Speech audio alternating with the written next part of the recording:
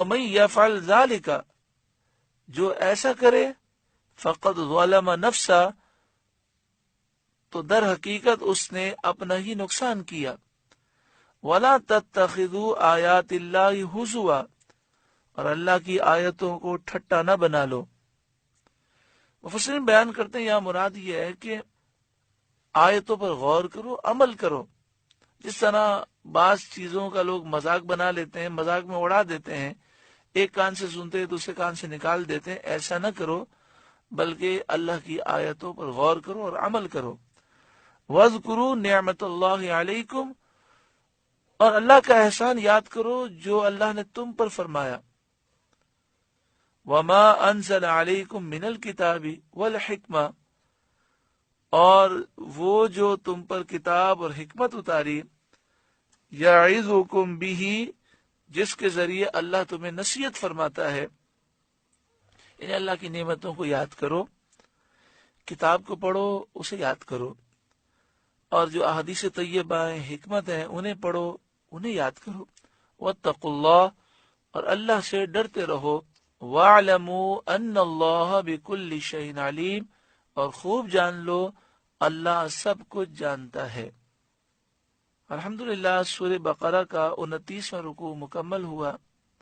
جو ہم نے مسائل اس میں سماعت کیے اور جو نصیحتیں سماعت کی، اللہ تعالیٰ اس پر عمل کی توفیق عطا فرمائے۔ بار بار فرمایا گیا یہ اللہ کی حدیں ہیں، انہیں کراس نہ کرو، حد سے نہ بڑھو، یعنی شریعت کی پابندی کرو۔ بار بار فرمایا گیا واتقوا اللہ، اللہ سے ڈرو، اللہ سے ڈرو۔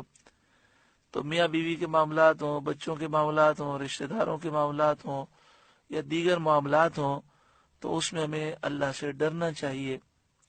حضرت قطب مدینہ علیہ رحمہ آپ اکثر فرمایا کرتے تھے، مجھے یہ بات حضرت قطب مدینہ علیہ رحمہ کے خلیفہ تھے، انہوں نے بیان کی، اللہ تعالیٰ ان کی مغفرت فرمائے۔ ان کا بھی مزار جنت البقیع میں ہے، اور قطب مدینہ علیہ رحمہ کا بھی مزار جنت البقیع میں ہے۔ تو جب حضرت قطب مدینہ علیہ رحمہ کے خلیفہ حیات تھے تو انہوں نے مجھے یہ بات بتائی کہ حضرت قطب مدینہ علیہ رحمہ فرمایا کرتے تھے کہ کوئی بھی نیک کام اگر مسلسل کیا جائے تو وہ عادت بن جاتا ہے، پھر کرنا مشکل نہیں ہوتا۔ اگر 40 دن تک نماز مسلسل پڑھی جائے تو پھر نماز کوئی مشکل نہیں ہے۔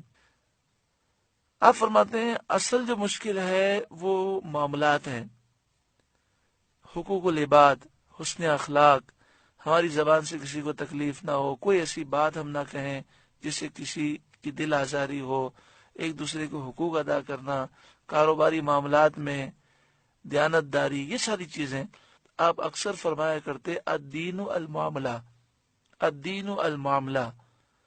اصل جو دیندار ہے وہ وہی ہے جو معاملات میں دیانت داری سے کام لیتا ہے، بیوی بچوں کے، ماں باپ کے، بھائی بہنوں کے، دیگر رشتہ داروں کے اور دیگر مسلمانوں کے حقوق ادا کرتا ہے، اور وہ حسن اخلاق سے پیش آتا ہے۔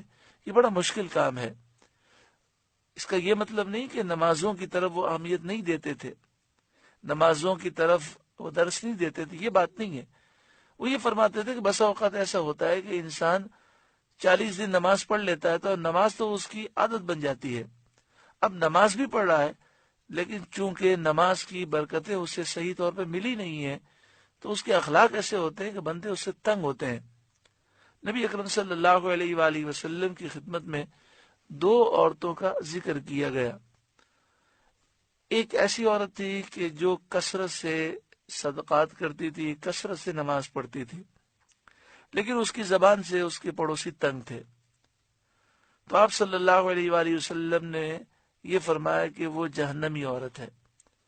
اور ایک ایسی عورت کا ذکر کیا گیا کہ نفلی نماز اور نفلی روزے اور نفلی صدقات اس کے زیادہ نہیں تھے، لیکن اخلاق اس کے بہت اچھے ہیں، لوگ اس کے اخلاق سے خوش ہیں۔ تو پیارے آقا صلی اللہ علیہ وآلہ وسلم نے فرمایا وہ جنتی ہے۔ ایک مرد اگر اپنے اخلاق کی وجہ سے اپنی بیوی کو تکلیف دے، اپنے بھائی بہنوں کو تکلیف دے، یا مرد ہو یا عورت اپنے ماں باپ کو تکلیف دے، یعنی ماں باپ سے بات کرنے کا ڈھنگ اور سلیقہ ہی نہ ہو، تو آپ مجھے بتائیے کہ انسان کتنا اپنا نقصان کرتا ہے کہ اگر حسن اخلاق سے پیش آئے.